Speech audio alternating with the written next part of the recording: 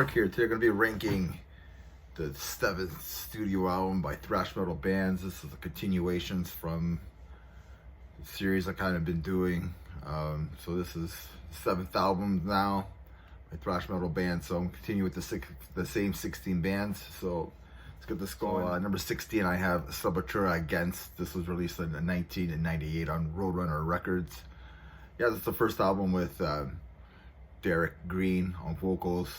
Everybody knows the story. Max left and everything else. Now, I think it's an okay album. Some parts, there's some songs that I really like on here. I think Derek Green does a good job, good vocals and stuff. Boycott's probably my favorite song on this album. Next album I have here is Flotsam and Jetsam, The Unnatural Selection. This was released in 1999 on Metal Blade Records. Yeah, they brought some new metal experimentation to the songwriting on here, crafted with their heavy metal sound and thrash metal sound. They have two new members on this album, Craig Nielsen on drums and Mark Simpson on guitar. Chemical Noose is probably the best song on this track. Yeah, a lot of songs were hit and miss on this album because of the new metal experimentations that they were trying out. So 15, I have Flotsam and Jetsam, The Unnatural Selection. 14, I have Sodom, Masquerade in Blood. This was released in 1998 on Steam Hammer. It's alright. The production sounds like a live recording. Some people might like it. I just thought it was very hard to listen, or I found it very hard to listen or get into this album because of the production. So 14, I have Sodom, Masquerade in Blood. 13, I have Overkill, WFO. This was released in 1994 on Atlantic Records. Yeah, Wide Fucking Open is what the WFO stands for. This was produced by the band. They wanted Terry Date, but he was busy, and I guess he was becoming expensive, recording for bands like Pantera and Soundgarden. So he was a big name by that time. So the band decided to produce it themselves, right? So why not? It's a good thrash metal album. It's aggressive, it's thrashy. Where It Hurts is probably my favorite track on this album. So 13, I have Overkill. Number 12, I have Razor, Open Hostility. This was released in 1991. It was recorded in Umbrella Studios in Toronto, produced by the guitar player Dave Carlos. They used a drum machine on this album because the drummer was injured, and it sounds pretty good. It didn't, for being 1991 and using a drum machine, it didn't take away anything. To be honest, the song sounded tighter, pretty vicious thrash. The album doesn't let up at all. It's straight in your face. My only problem with the album is that all the songs kind of sounded the same. So that was my only issue with this album. But yeah, number 12, I have Razor, Open Hostility. Number 11, I have Artillery, Legions. This was released in 2013 on Metal Blade Records. They're bringing a new vocalist on this album, Michael Dasholm Dahl.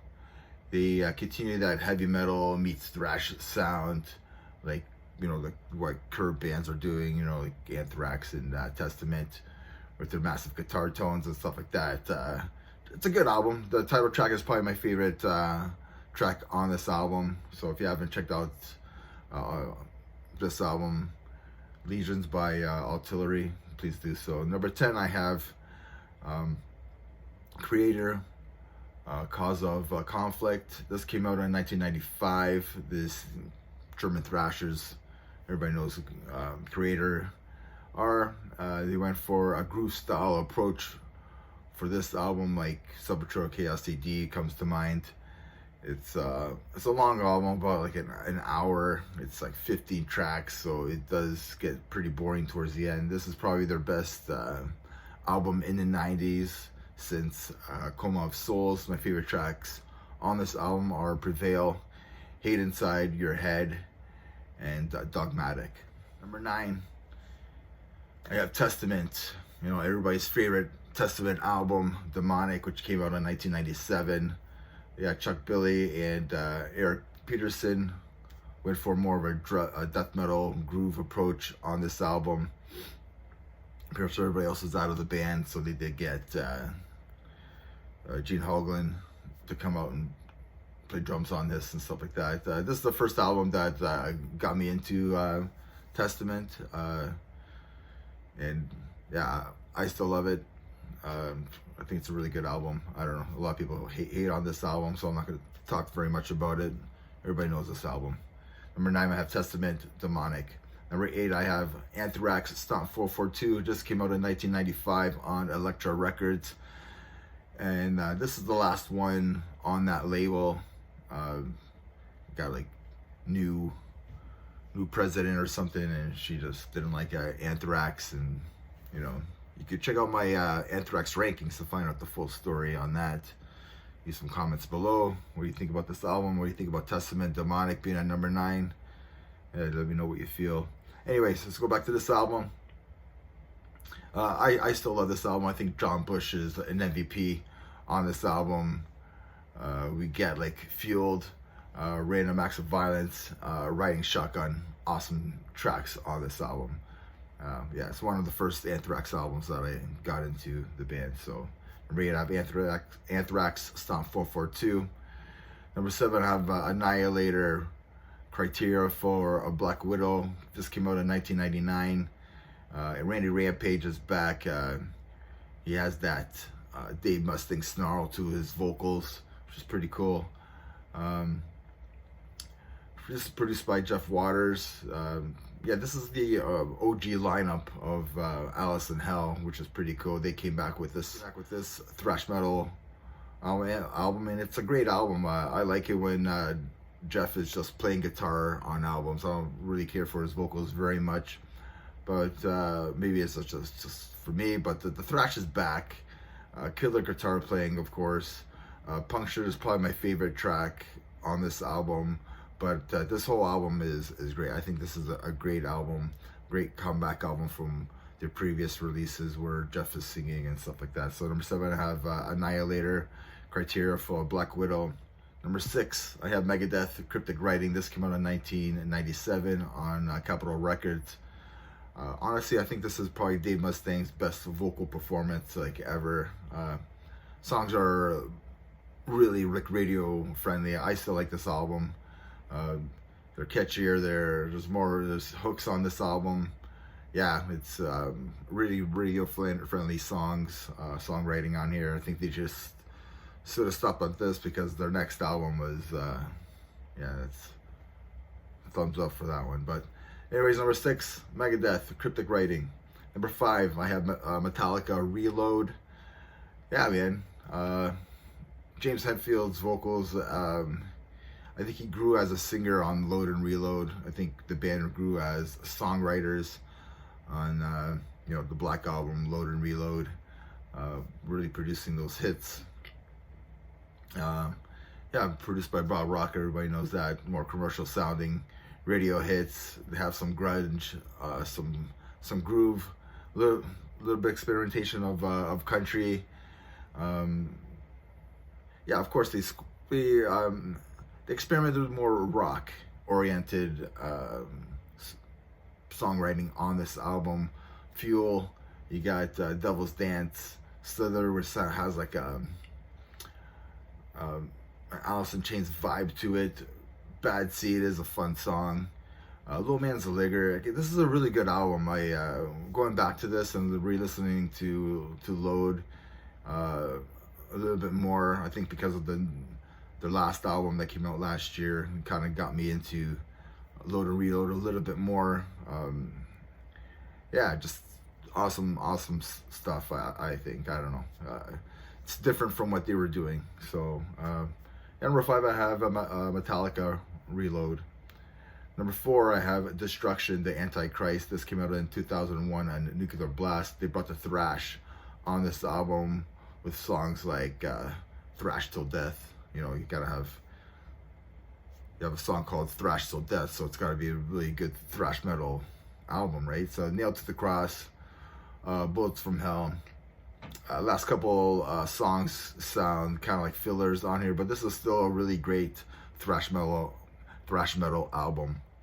Number 4, I have Destruction, the Antichrist. Number 3, I have everybody's favorite album, Slayer's The Albus and Musica. It's come out in 1998 on American Records. Everyone's favorite Slayer album. Everybody loves this album. Everybody talks about how much they love this album.